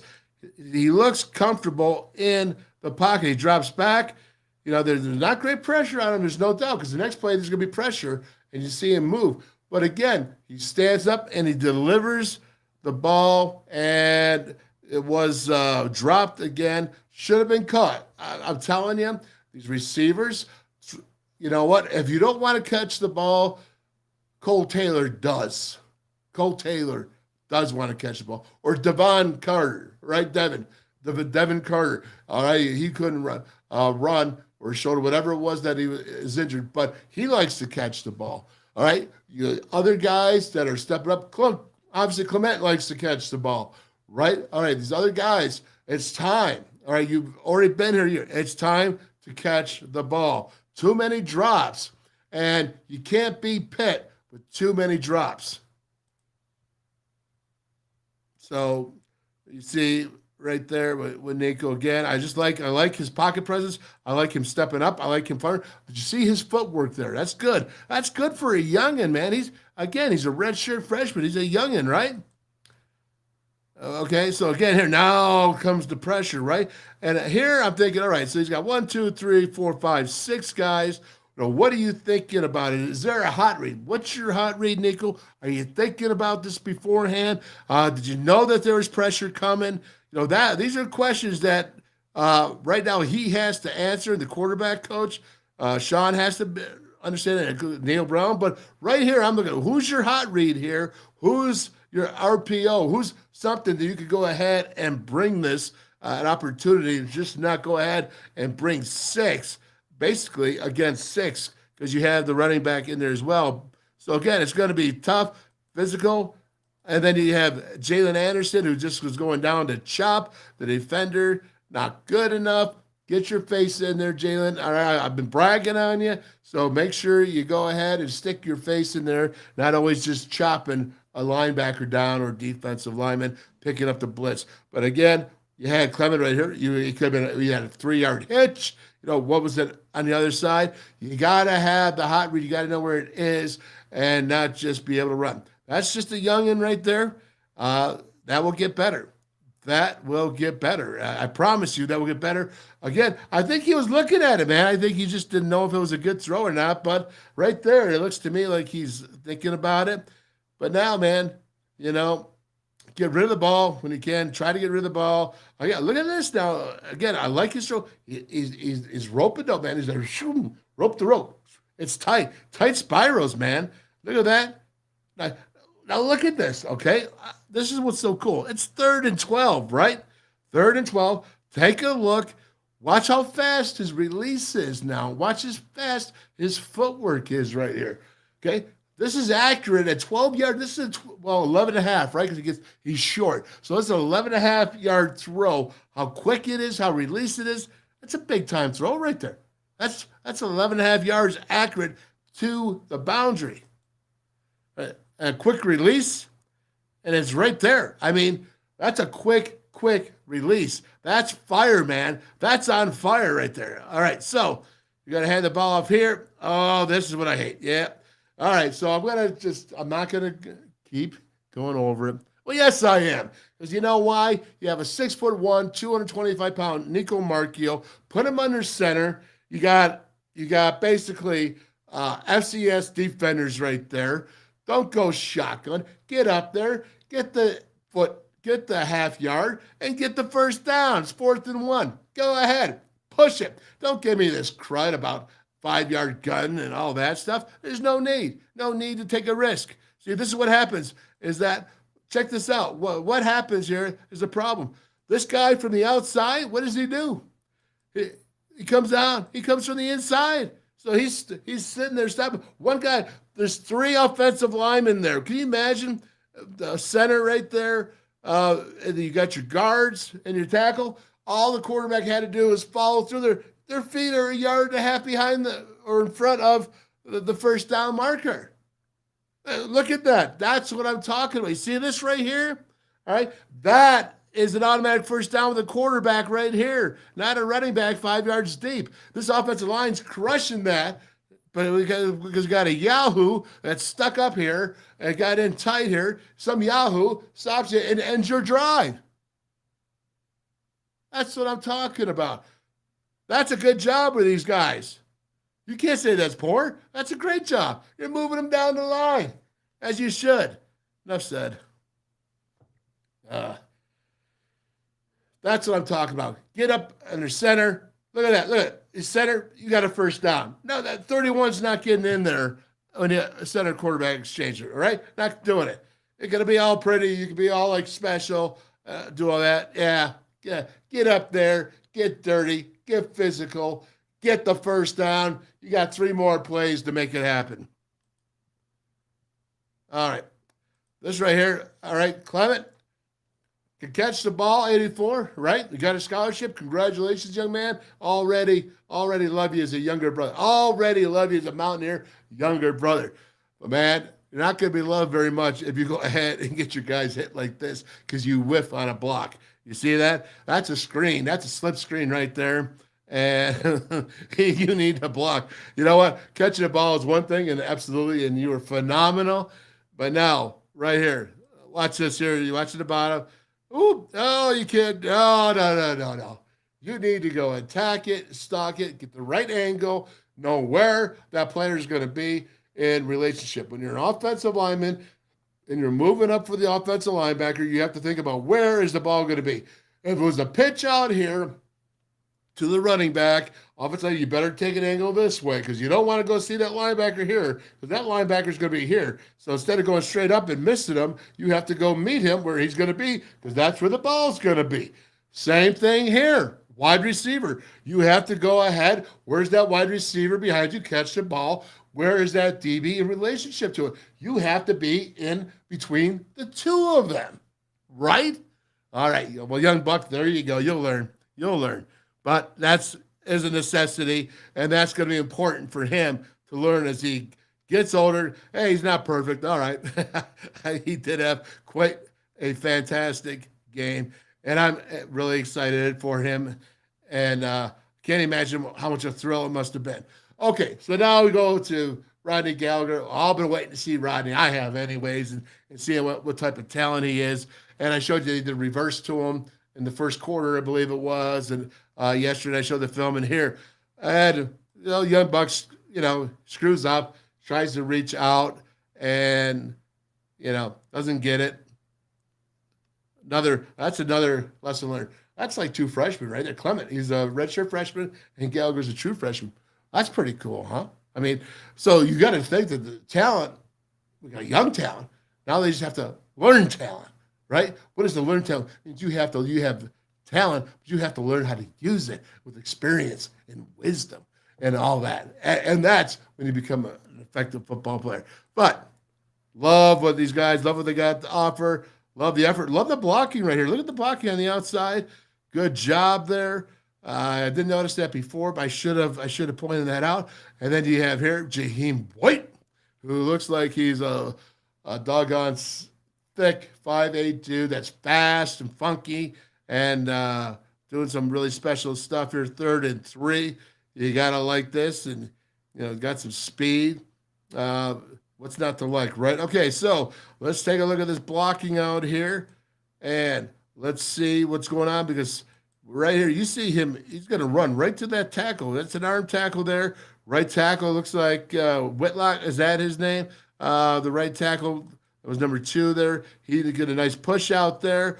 And right there looked like Clement. Did you see that? Clement was actually blocking downfield 10 yards. That was huge for Jaheim White to continue on another 35, 40 yards. Look at this. Look at Clement here, 84. He's stalking now. Now he's in front of the DB, and now see, there you go, young buck.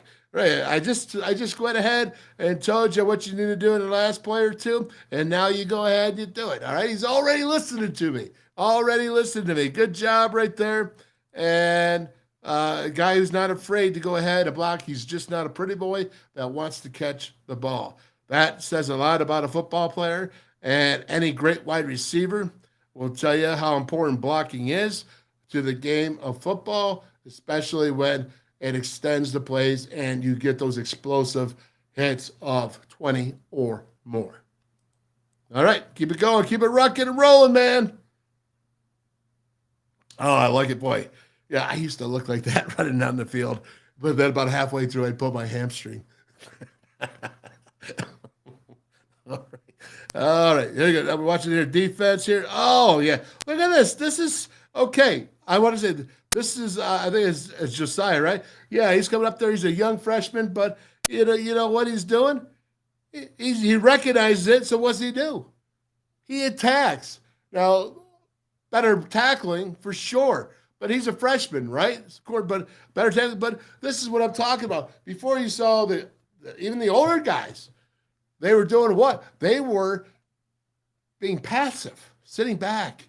Not attack. Here's an attack again. Give me this young buck out here. Right there, man. He sees it. I attack. He's not afraid. Not afraid. Not afraid. There you go, young man. Good job. Right here. You see, it's the same play. Again, I loved it, so I put it up 3 times. Want to see the angle a little bit better, but I love that he's fearless. I love that he's fearless and not afraid to go make a tackle in the open field. Says a lot. Will say a lot down the road for him. He'll be a good baller. He'll be a good baller. Watch it out here, watching the rush. And again, there we go. There he is. Same guy, right? Again, he's playing it tough. He's playing it physical. He's on his guy in the zone. That was zone coverage. He was there 3rd and 8 right there. It's zone. You can see that it's zone right there. And what's he doing? He sees his guy in the zone. Yes, he saw it before early in the game when they give him off, but he learned, or he saw it. It's like, I'm not going to do that. Heads up. That's a heady baller for you, right? That's very cool. A heady baller for you. And again, one more time, but again, that's the improvement that you're looking for from your secondary. Now, I'm not saying he's going to be a starter, but I'm saying those 2 plays in a row caught my eye. And told me something about that young man right there. Now, hook at Nicco. Remember I said about Garrett Green, and they did a little bit of this, but they still didn't. Well, okay, they did some with Garrett Green. I think they could do a little more, but they went ahead and they're rolling him out of the pocket. You're helping your offensive line by doing this. Yes, you have to drop back in the pocket at times. Yes, and 3rd down and long, you have to drop back in the pocket at times. But you know what? If you move your pocket around here, or you do some type of pushing to the perimeter, putting the defensive player in conflict. And when I say conflict, is the quarterback going to pass the ball or run the ball? So he's in conflict about deciding, do I stay here and cover the secondary, the receivers that are out in the field, the skill guys, or do I attack this quarterback who's running? Okay, that's the conflict, and that's what you see here. And this is smart football. This is what I said, Penn State. This is what helps teams that if you're lacking in experience, lacking in strength, lacking in talent, little things like this does a whole world to help you instead of just dropping back and letting them tee up. Pin the ears back, man. We're coming. It's 3rd and passing, and we're coming. It's 4th and passing, and we're coming, right? No, this is smart football. This is a good job. All right, so kudos right here. Let's do it when it's not Duquesne. Let's do it then. Like for Pitt this week. Nicco, don't tell me that kid can't run. I just did that and screwed that up. Don't tell me that kid can't run. Nicco, you see how fast that is? All right, this is a 225-pounder right here, man. Oh, look at this. And guess who it is? It's still, I think they're in the end of the 3rd quarter. And here's Cole Taylor right there, still blocking. I'm telling you, he stood out. He stood out to me the last 2 games. I want 10 touches for that guy. Of course, no one's really listening to me, but they should. They should if they really wanted to be effective. Because right there, Cole Taylor, man, he'll catch that ball for you. And he's going to go ahead, and you see this here. Look at Jaheim White. I like this young man. Obviously, it's easy to run when you have a line that's making the holes for you. And that's what this offensive line is doing, the second team group here. But I see it. I'm looking at, there's big Nick Malone up there who has been having a stellar 2 games, stellar at tight end at times as well. And this is cool here. We're getting there. We're getting closer to the end here. We're almost done. But you got to love this film. This is good stuff, man. I mean, I like the fact you got the tight end going away from the play. So then you're causing a conflict in the defense. They have to decide if what the tight end's doing. Is he influencing others to be a second or split-second delay? Look at the big blocking going on. That's huge, man. Huge. What do we got? We got 2nd and 10, 35-10, 5:41 left in the 3rd quarter, right? What do we have? It goes in motion. Is that the same thing? No. Oh, we got a problem. Now we got 2 freshmen in there, right? Now we're not paying attention. Nicco, always focus on one thing first. You got to get the snap. You got to get the snap. Always, it might be a little bit high. It doesn't matter. You got to get that. That's your responsibility. If it's anywhere near your body, you got to get the snap. What I do like here is he continued on. He had composure to continue on, not just fall down. And also you see Jaheim White, who was supposed to maybe get the ball there between the 2 of them. Well, he goes ahead and he makes a block, which I like that as well. So I have no idea what the mix-up was, but it was a mix-up. But you got to like what Jaheim White. Okay, Jaheim, that's a pancake block, man. That's a pancake block because you keep going there, right? And you keep going and you just like hitting it and come in. Look at, see that?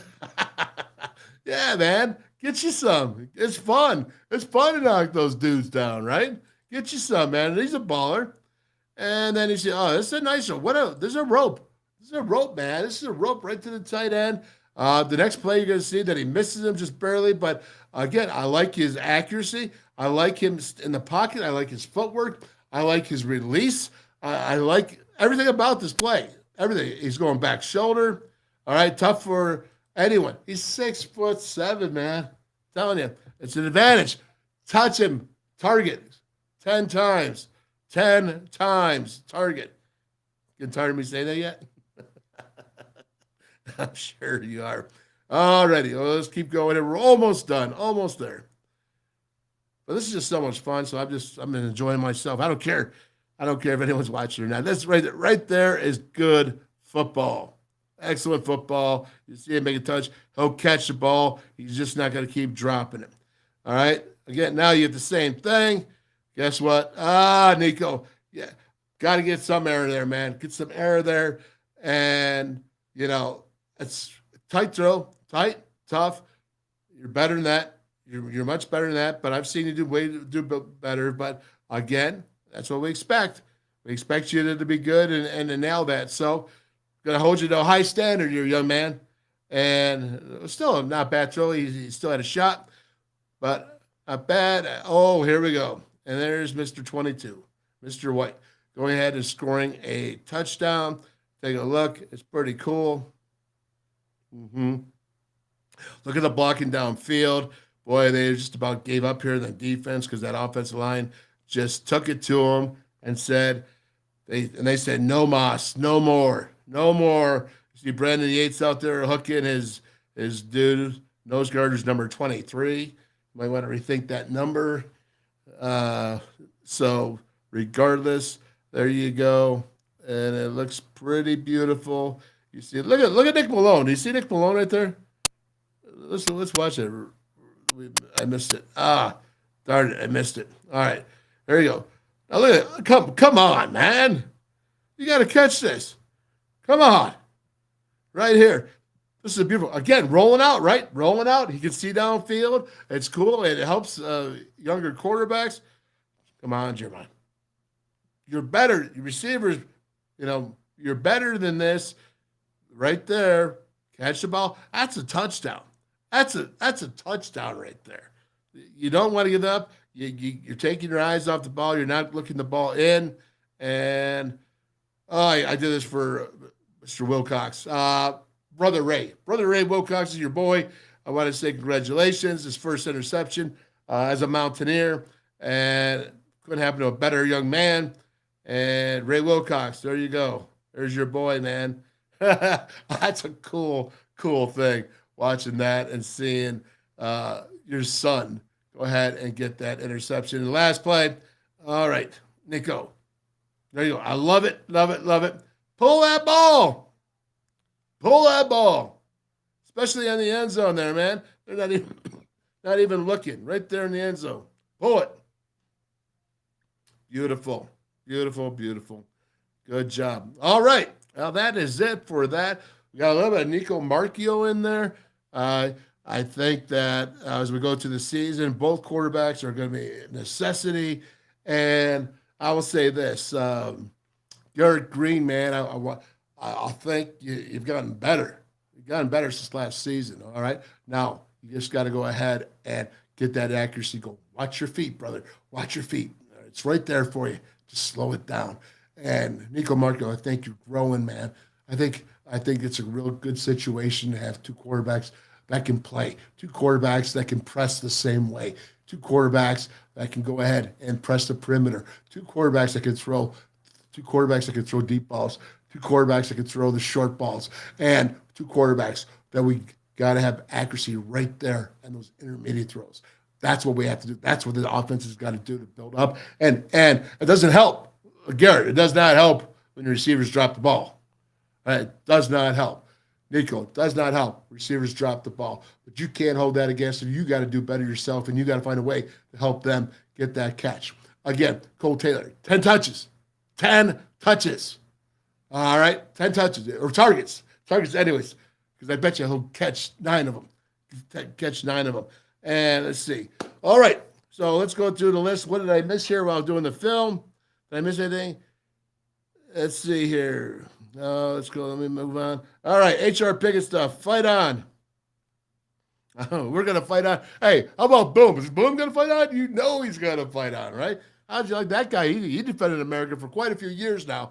All right. So trust me. Yeah, we appreciate him. Appreciate his service.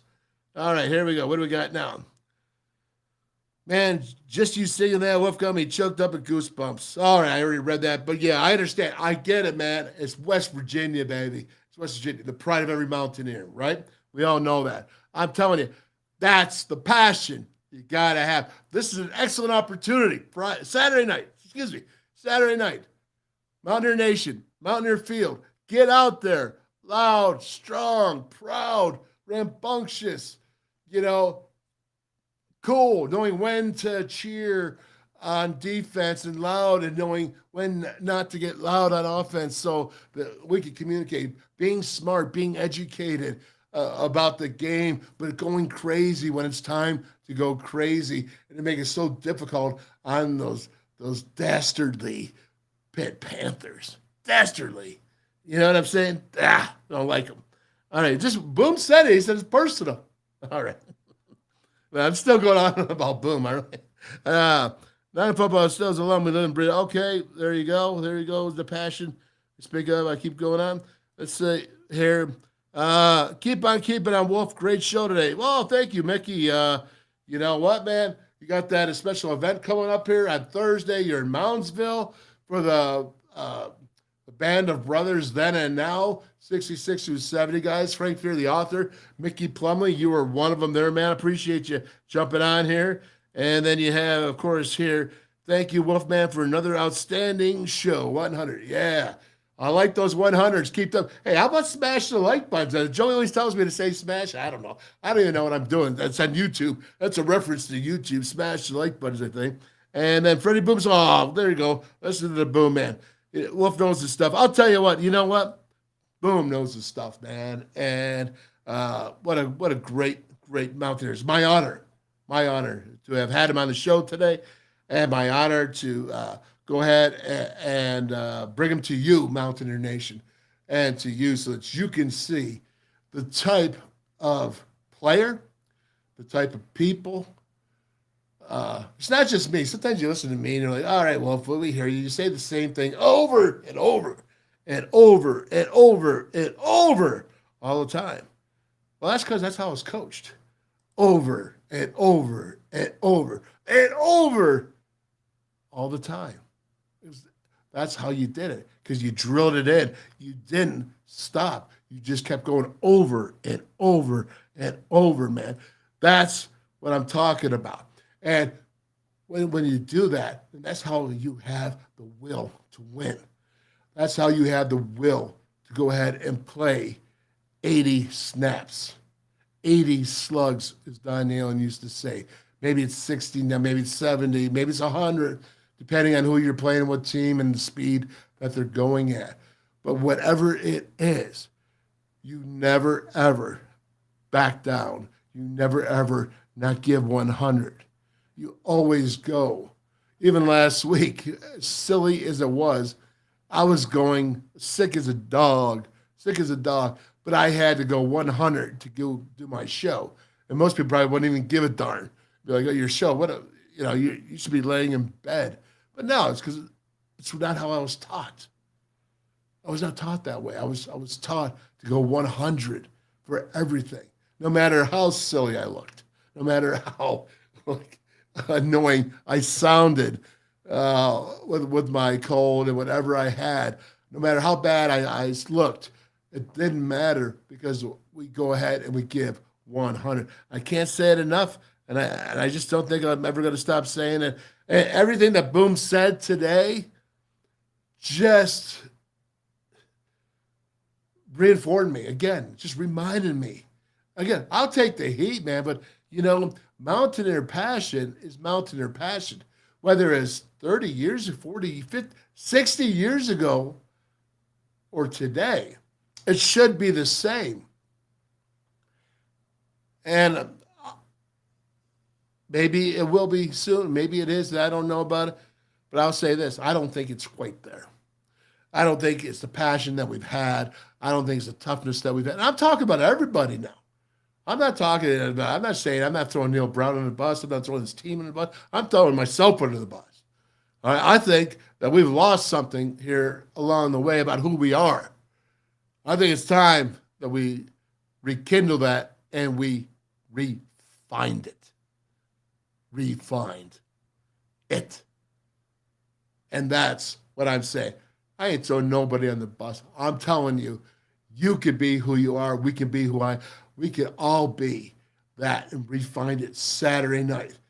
The backyard brawl, and then keep it going again, rekindling it, restarting the fire. And that's what all we need is just a restart, just a little bumper burner, right? Just to remember the passion, remember the players that have fought, remember the times that we had to fight through, remember the times remember these guys, remember the tough times they had all off season, all that hard work they done, doing the mats in the wintertime, getting up at 4:30 in the morning and going down to work out in the shell building, not the shell, excuse me, the indoor, when it's still snowing out and it's still cold and everybody else is sleeping. And you get up there and you're like, why am I doing this?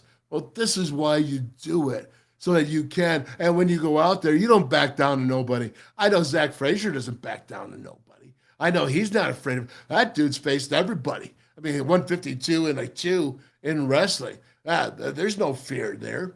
There's no that young man was going guard, center guard in his first season against Oklahoma State in the same game as a freshman and holding his own. You know, Wyatt Milam, Doug Nestor, right? I know you guys, man, and I know who you are. I know about your soul. You know, I know what you fight for. I know you're Mountaineers. You know, you think about that. Garrett Green, you're gritty, you're tough.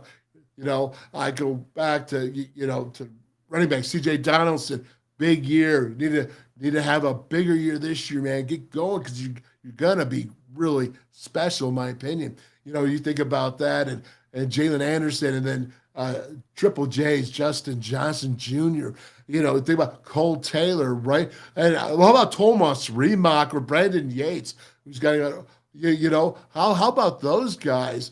And you take over. How about Eddie Vestinier on defense, who goes 100% every down? How about Mike Lockhart jumping out? Maybe he's been hanging out with Eddie. I don't know. Maybe that's what's going on. How about Sean Martin? This is your year. And then, of course, Lee Koba, man, who's a terror to anyone.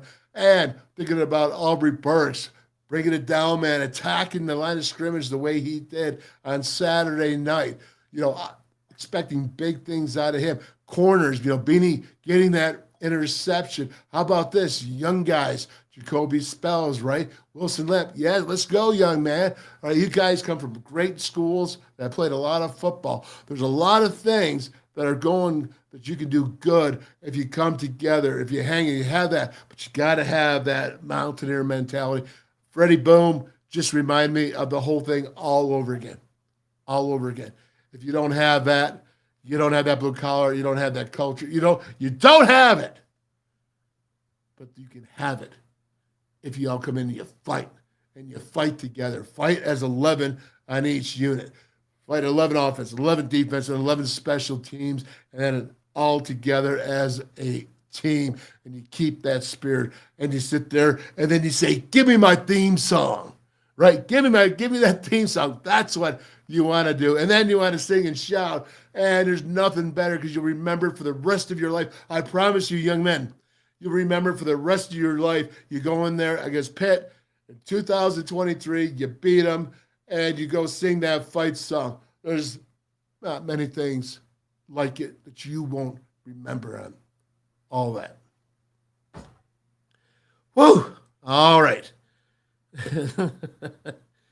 Yeah. Here we go. All right, so WolfMan's Call Network.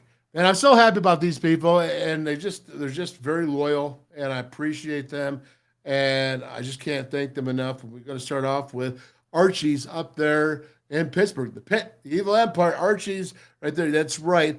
Unbelievable, great wings, and it's kind of a cool theme place, right? And you got to think about Route 22 Sports Bar, Weirton, West Virginia, right there on the border. Right there, it's 50 or 12 50-inch screen TVs. They got the pump system up there, bottoms up. That's what it's called there for the draft beer. Kind of really cool looking. Never seen it before in person, but I saw it on video. And then you have Calacino's Pizzeria and Sports Bar. Great pizza, Beckley, West Virginia. Love it there. And Can't wait to go back and eat some of that za. And then you have Cantrell's River City Grill and Pub right there in Hinton, West Virginia, on the river, man. On the river. I cannot wait to head down there. And then you have Legends out there, Aaron Gizzy, the Legends Sports Bar and Grill, Cheat Lake, Lakeview. That's right, Gizzy. What's up, brother? Getting ready. Gotta get ready for the Special Olympics this year, that big polar plunge. And then we have Danny's down there. Go from Cheat Lake all the way down to Princeton, West Virginia, Danny's. That great Mountaineers right there at the bottom of the state. And they are loyal. And then, of course, you have up here Royalty, Keglers. They're in Morgantown, the Renz family, and Dougie. I love Dougie. And, of course, you got Jimbo's place in Elkins and Buckhannon. So nice. They did it twice. Great food. Had his wings. Jimmy Pointer, thank you so much. Then you have, it's not the Mason Jar Saloon anymore, right? So I got to get this changed this weekend. It's the Jar Restaurant and Hot Spot in Morgantown. It's up there on Fairmont Road, right past the Morgantown Mall. What's up? Hey, Steve Reese, I know you guys just switched ownership. I got to get your logo up there, but we're tagging you in on social media, and we thank you very much for your support. Speaking of Steve Reese, we got the Mason Jar Barbecue and more in Fairmont, West Virginia. Unbutton those britches. Yeah, big time. Steve Reese, big fan of your cooking. Big fan of your cooking. And then, of course, you have the Pallet Bar there, all those craft beers they have, all the good food, the appetizers, so good. And it's just a crafty, nifty place, and very elite, very elite. Thank you, Haley. Appreciate it. We did the pregame down there. And we got the pitch down in Dunbar, West Virginia, the Pitch Sports Bar and Grill. Such a cool back environment, great food, great sport atmosphere, great to watch a game. And, of course, we got Mel there, right down Oakland Street, right by all the dormitories there for WVU, right across the street from Towers. So you got the Mountaineer Tap House with Mel right there. And then we head down to last but not least, you got Bridgeport. Rob Davis, man. First one to sign up for the WolfMan's Co-Network. Rob Davis, Bridgeport, Brickside Bar and Grill. Eat local. All right. Is there anyone that has anything to say for the good of the cause? Anyone here that wants to jump on anything? I think we're about done. It's 2 hours in. Man, I'll tell you what. Was that not cool today? I mean, I'm thinking about it. I'm sitting back. I'm fired up. Tomorrow we're going to have another big show. We got some Mountaineers coming in tomorrow. How about this? I know one of Jeremy Sheffy is going to come out. Remember, offensive line Sugar Bowl, knocking Hoot out of Georgia. Yeah, you think they're physical? You think they're passionate? How about Gary Lombard going back to those 50s, those 60s guys, right? Or sorry, Gary, you're 70s, not 60s. 70s guys with the Bobby Bowden time and the Peach Bowl and all that cool stuff. So we got some good stuff coming out tomorrow. This is a week of about being who we are, finding out who we are. Freddie Boom, we had Chris Neal on yesterday. Chris Neal during the Rich Rod and Bill Stewart era, a nose guard. Tough as nails. Again, so you got Freddie Boom way back from the 80s, and then you got right there, you had Chris Neal. I mean, nothing changed. Warriors, gridiron warriors, man. Warriors in the field. Gridiron warriors. And they will play 80 slugs to the ground. 80 slugs to the ground. That's what's impressive. All right, everybody. Well, how about this? Where's my man, Zach Frazier? Where's the best center in the country? Where is he? Where is the best center? Zach Frazier. Anyone else? All right, we're staying out. What's up, ZF? Hi, I'm Zach Frazier from Fairmont, and when I'm back home, you'll find me at my local Parmar store. We have that gold and blue pride at your local Parmar store. We are coming to your neighborhood soon. West Virginia, Kentucky, Ohio, Pennsylvania, and Maryland, we have you covered. Download the Parmar app and sign up for the Parmar Rewards Card. Food, gas, groceries, and more, we are gold and blue proud, and we are Parmar stores. If there's not a Parmar store near you now, there will be soon.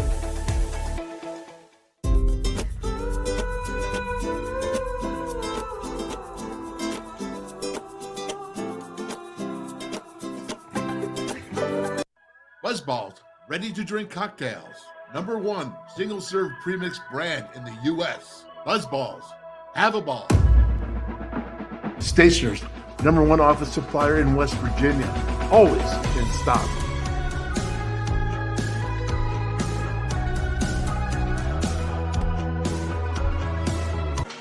All many, the anywhere, anytime chargers, powering a connected world.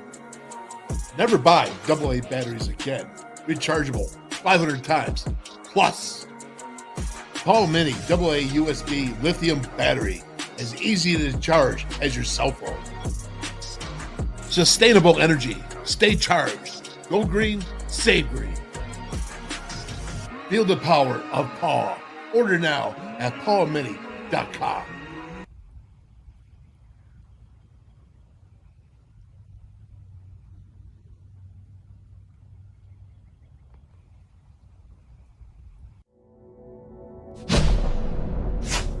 West Virginia United.